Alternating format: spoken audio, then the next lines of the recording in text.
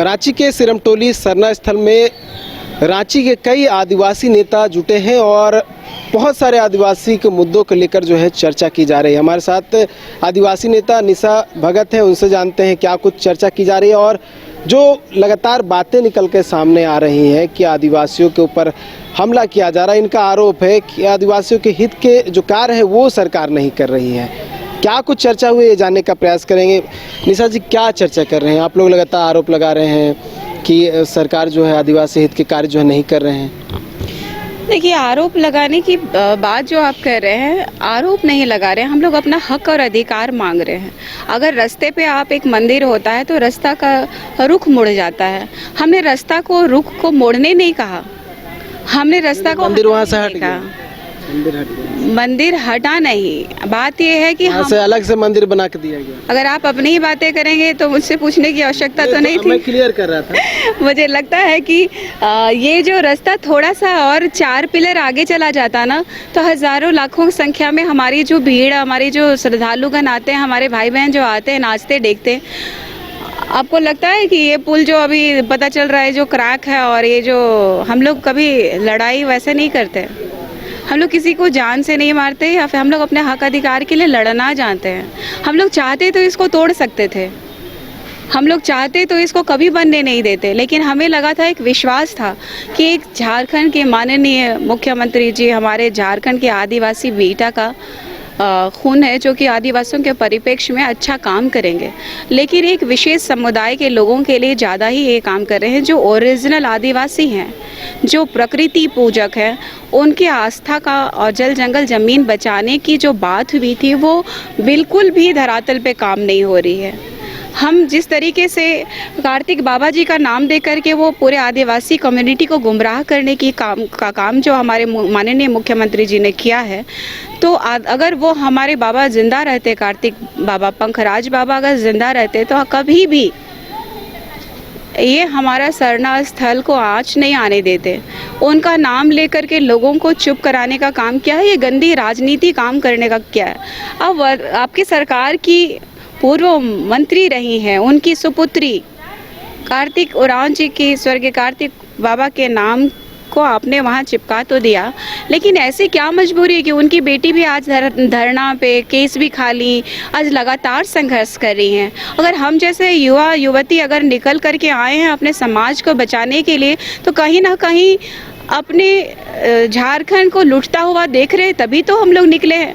आज आदिवासियों को लोग सोच रहे हैं कि ये लोग तो कुछ कर नहीं पाएगा, बहु बेटियों पे नज़रें हैं, किसी की हत्या हो जा रही है, बलात्कार हो रहा है, ज़मीनों पे चढ़ जा रहे हैं लोग और ज़मीनों को कब्जा कर दे रहे हैं। चाहे वो किसी भी ज़िले की बात कर लीजिए, हर एक ज़िले में ये मैटर आपको दिखेगा, और रांची में तो लगातार दिख रहा है। विधायक भी तो है, वो उन तक आप लोग बात नहीं पहुंचा पा रहे हैं। देखिए, आदिवासी जो विधायक हैं, देख लीजिए माननीय मंत्री आपका और विधायक चमरालिंडा जी को देखिए, वो आए थे बोल करके गए। मैं तो ओरिजिनल उन्हीं को जानती हूँ, एक आदिवासी।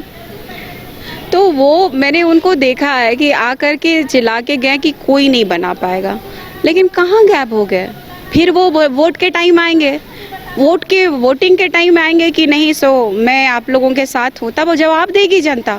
और बाकी धर्मांतरित लोग हैं, जो विशेष समुदाय के लोग, हिंदू मुस्लिम सिख ईसाई का जब कॉलम मिल रखा है, हमारा आदिवासियों का सरना कॉलम यहाँ से भेजा गया। आपकी सरकार, मेरी सरकार बोलिए, जो है तो है, सरकार भी जानती है कि सरना कॉलम नहीं लागू होगा। जो 1961 की जनगणना में था आदिवासी धर्म कॉलम, कांग्रेस की सरकार ने उसको हटा दिया। बंधु तिर्की जो आदिवासी के हित में बात करने वाले, वो सरना का एक जाति में आता था ना, सरना हो कि क्या हो, वो हटवा दिया उन्होंने। क्या ही बात करूं मैं इन लोगों का, जो आदिवासी के नाम पे सिर्फ और सिर्फ चोला पहने हुए, आदिवासियों का हक और अधिकार तो वो खा रहे हैं, मजे मलाई तो वो खा रहे हैं, और जनता क्या है, लाठी खा रही है। आप देखिए, धर्मांतरित हो गए, जो धर्मांतरित हुए हैं, आप बताइए कि जितने भी आदिवासी धर्मांतरित हुए हैं, चाहे हिंदू मुस्लिम सिख ईसाई का कॉलम, हिंदू को भी मिलना चाहिए फिर धर्मांतरित, मुसलमान को भी मिलना चाहिए फिर धर्मांतरित लोगों को। ईसाई को मिल रहा है तो हिंदू मुस्लिम को भी मिलना चाहिए, सिख को भी मिलना चाहिए, जो लोग भाई बहन लोग धर्मांतरित कर चुके हैं उनको भी मिलना चाहिए। तो जब आपको लाज और शर्म नहीं आ रही है कि जो प्रकृति पूजक है, जो ओरिजिनल आदिवासी है, उनका हक और अधिकार, 9 विधायक है यहाँ पे धर्मांतरित, 9 विधायक है धर्मांतरित। आपको मैं बताना चाहती हूँ क्यों नहीं पनपने दिया जा रहा है, इनका सिंडिकेट कहाँ चल रहा है, किनको विशेष समुदाय के लोगों को सिर्फ शिक्षा और रोजगार और आपका स्वास्थ्य की सुविधाएं उपलब्ध हो रही है। मैं सम्मान करती हूँ क्रिश्चियन धर्म का, लेकिन सबसे बड़ी बात है ये धर्मांतरित कर लोगों को गुमराह करने का जो काम किया जा रहा है।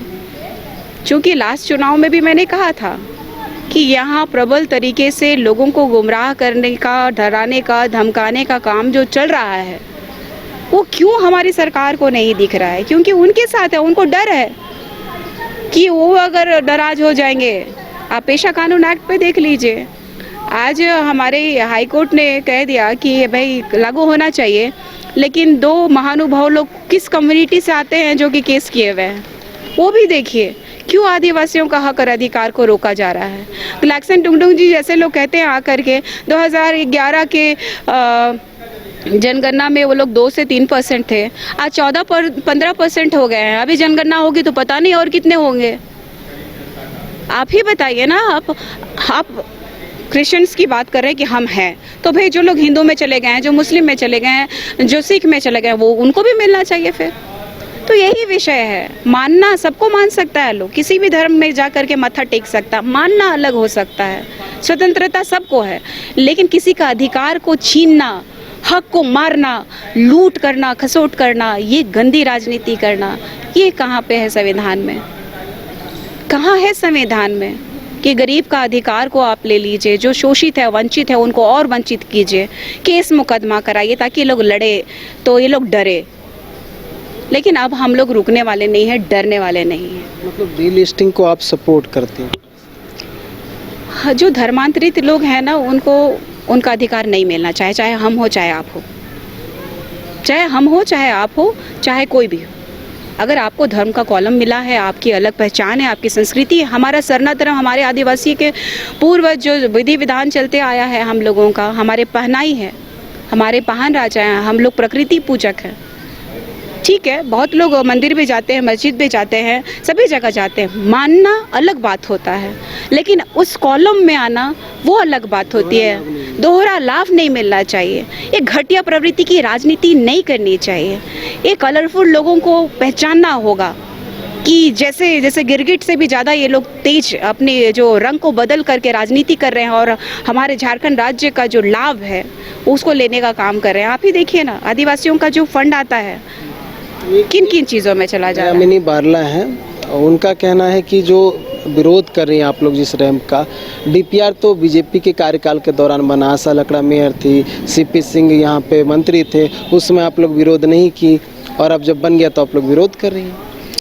देखिए, उनको तो और ज़्यादा लज्जा आनी चाहिए कि आदिवासी कहलाने लायक नहीं है वो महिला। मुझे लगता है कि आपको ये चीज़ बताइए कि उस टाइम में डीपीआर बना था तो हम लोगों के प्रतिनिधित्व अगुआ लोग ने बात रखा, लेकिन ये जो फ्लाईओवर का उद्घाटन करने समय बीजेपी बनवाया था ना, बीजेपी ने रखा था ना, इनको क्यों चुल लगी हुई थी कि मैं ही उद्घाटन करूं और अभी ही करूं? कल मेरा बंदी है 4 तारीख को और 5 को चुपके से आप आ करके कि हमारे लोग प्रदर्शित ना कर पाए, आक्रोशित नहीं हो, इसलिए आपने अपने ही कार्यकर्ता बुला करके, अपने ही लोगों को बुला करके एकदम चुपकी साधी जैसा आपने इतना बड़ा खेला कर दिया। इसको कौन सी राजनीति कहेंगे? उनको पूछना चाहिए माननीय मंत्री जी से, मुख्यमंत्री जी से, मंत्रियों से पूछना चाहिए कि जब हमारे आदिवासी लोग अगर हल्ला कर रहे थे तो उस टाइम में आदिवासी को तो सतर्क हो जाना चाहिए, आदिवासियों को। तो माननीय मुख्यमंत्री जी भी तो हमारे आदिवासी हैं, तो काहे लाए अपना उपलब्धि के लिए वो फटाफट वो उद्घाटन के लिए बैठ गए पूजा कराने के लिए, जबकि अच्छे तरीके से बना भी नहीं था पुल।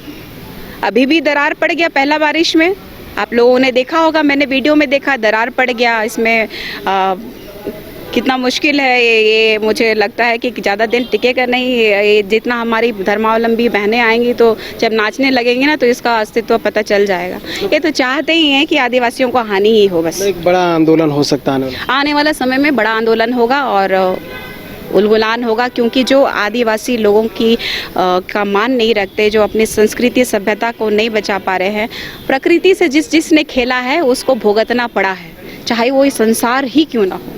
तो व्यक्ति कौन सी चीज़ है? आज के समय में प्रकृति के साथ जिसने भी खेला है उसको सजा भोगना ही पड़ा है। तो कंस भी भोगा था, आपका रावण भी अहंकार में गया था कि मेरी जय हो, मेरी जय हो। जय किसी की नहीं होती है, प्रकृति की जय होनी चाहिए। प्रकृति ही सबका रखवाला है। आप सांस भी ले रहे हैं तो आज प्रकृति की देन है। आज खुशहाल जीवन जी रहे हैं तो प्रकृति की देन है, प्रकृति ही है। हमने कहा है कि जल जंगल जमीन हमारी माँ है। आपने तो माँ को बेचने का काम किया। क्या आदिवासियत की बात कर रहे हैं आप हमारे हो ही नहीं, इसलिए आप हमारे लिए नहीं सोच रहे हैं। ये पूरी तरीके से साफ दिखता है। तो कई मुद्दे हैं जिसको लेकर आने वाले समय में एक बड़ा आंदोलन हो सकता है, चाहे वो सिरमटोली रैंप का मुद्दा हो या फिर आदिवासियों से जुड़े हुए अन्य मुद्दे हों। न्यूज़ बाइस्कोप के लिए कैमरा पर्सन गौरव के साथ नीरज कुमार, रांची। घर रहने का मकान भर नहीं, ये खुशियों की तिजोरी है। दरवाजे पर दस्तक देता पड़ोस, खिड़कियों से उमड़ आता आसमां, तारों में उलझी ऐसी ना जाने कितनी दास्तां। कहती हैं चले डायमंड सिटी, एक सफर हम सफर के साथ अपने घर तक। Diamond city life long bonding, 500 से ज्यादा खुशहाल डायमंड परिवार। जल्दी करें, सिर्फ 200 फ्लैट बाकी। आज ही बुक करें अपना आशियाना।